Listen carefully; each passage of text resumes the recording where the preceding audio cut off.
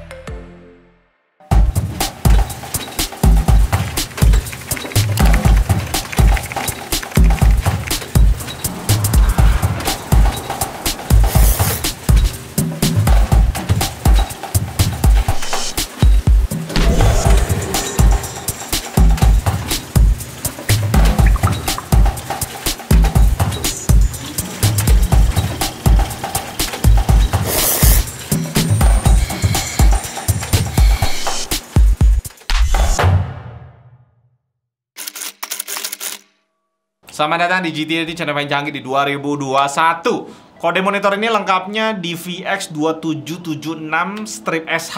Gua nggak tahu ini launch-nya tahun berapa, tapi di pasaran Indonesia ternyata ada kode VX2776 SMHD. Launch-nya udah lama banget yang itu tuh, SMHD di tahun 2016-an.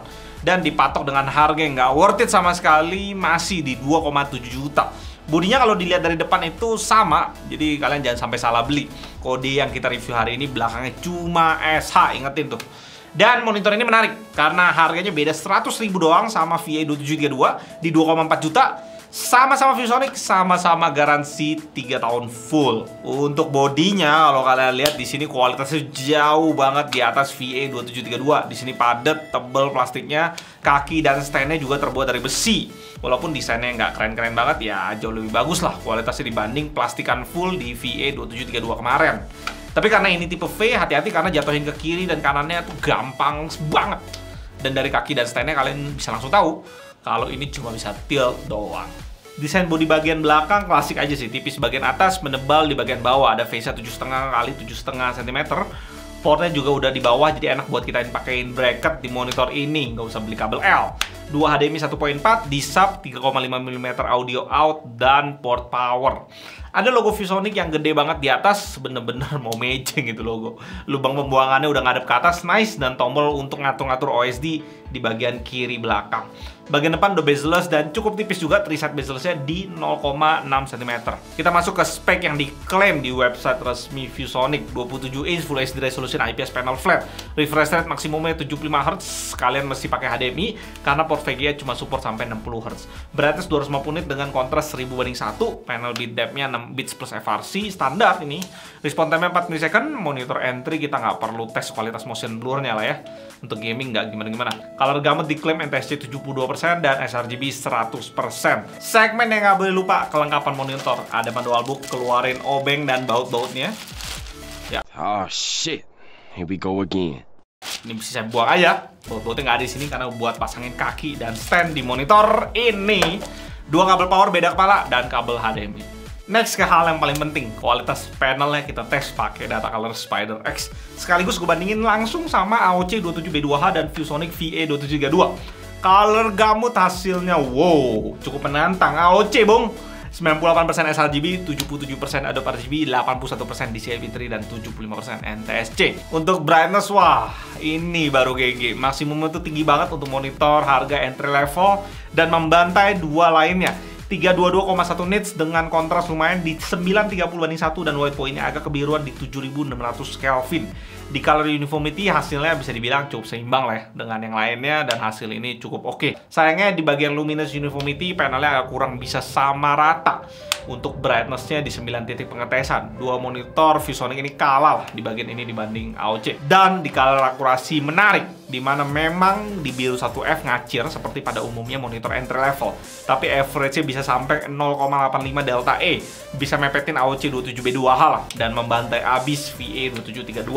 Setelah dikalibrasi cukup bisa turunin biru 1F ini ke 5,80 delta E. Tapi average-nya naik dikit ke 0,84 delta E. Overrating dari Datacolor kasih ke monitor-monitor ini sebelum dikalibrasi untuk monitor ViewSonic di 4,0 poin, sedangkan AOC di 4,5 poin. Untuk 2776 kalau kita perhatiin nilai per segmennya jelas lebih tinggi dibanding VA2732. Kita pengetesan bleeding seperti biasa, show something yang hitam.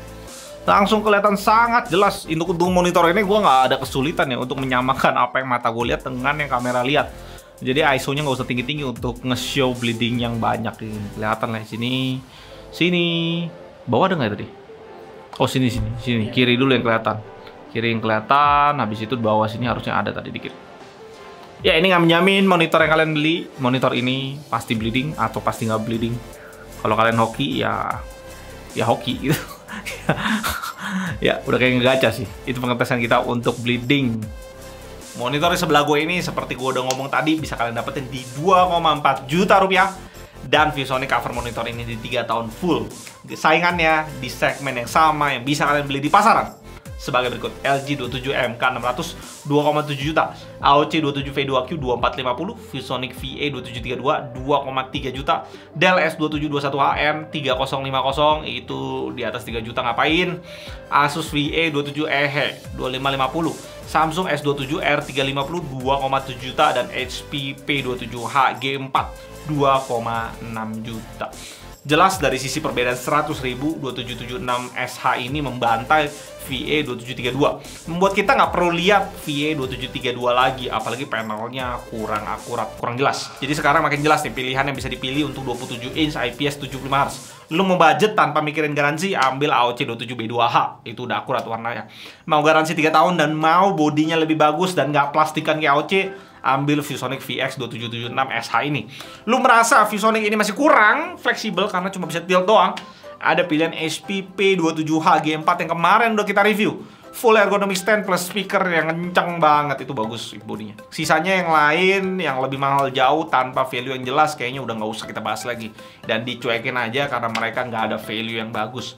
Pilihan satu-satunya brand yang masih jual mahal di segmen ini ya banting harga. Dan ketika semuanya udah banting dan lebih pakai akal sehat untuk harganya, kita baru bikin GTA di top 10 segmen ini.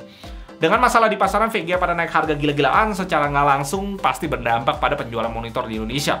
Yang membuat sekali lagi brand-brand ini harus berpikir gimana caranya untuk terus memutar roda penjualan monitor. Cara paling mudah ya banting harga. Prediksi gua harusnya tahun ini harga-harga monitor akan lebih jujur lagi dan mendekati harga di China sana ya. Negara yang sering kita jadiin patokan harga karena persaingan di sana super ketat dan harganya lebih jujur dibanding Indonesia. Gue Alvin dari GTID, sampai jumpa di video berikutnya, tetap. Wow!